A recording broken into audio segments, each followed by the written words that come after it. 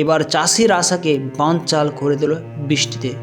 গত দুদিনের বৃষ্টিতে লাগাতার অনবরত বিক্ষিপ্ত ভারী বৃষ্টিপাত হওয়ার জন্য এই ধরনের ভয়ঙ্কর পরিস্থিতি বাংলাদেশের এক বা একাধিক উত্তর অঞ্চলগুলিতে সংঘটিত হয়েছে।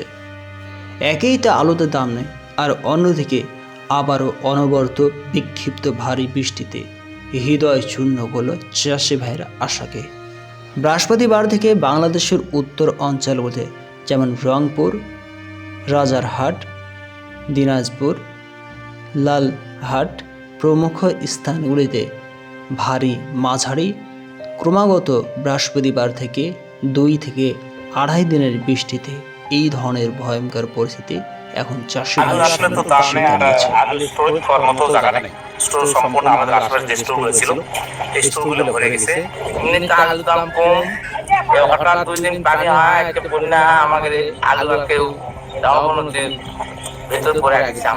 আমরা সকলে জানি এই বছর আলুর দাম কম থাকার জন্য চাষি ভাইরা আগে ভাগেই কিন্তু আলু বিক্রি করেনি বা কোল্ড স্টোরে জমা করেনি। ভেবেছিল তারা যে আগামী দিনগুলিতে আলুর দাম বাড়বে, আর সেই সূত্রেই মাঠ থেকে আলু খোদাই করে সেই সমস্ত আলুগুলি বিক্রি করে ফেলবে। কিন্তু অনাবৃষ্টিতে এই ধরনের ভয়ঙ্কর রূপ গঠন করেছে বাংলাদেশের বুকে।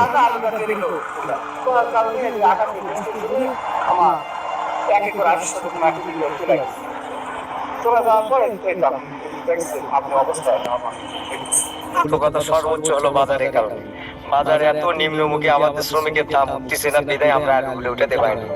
আজ আলুর দাম না থাকার জন্য এই ধরনের একদিকে শ্রমিকের অভাব, অন্যদিকে শ্রমিককে অর্থ পৌঁছে দেওয়ার মতন পরিস্থিতি চাষি ভাইদের হয়ে উঠছে না।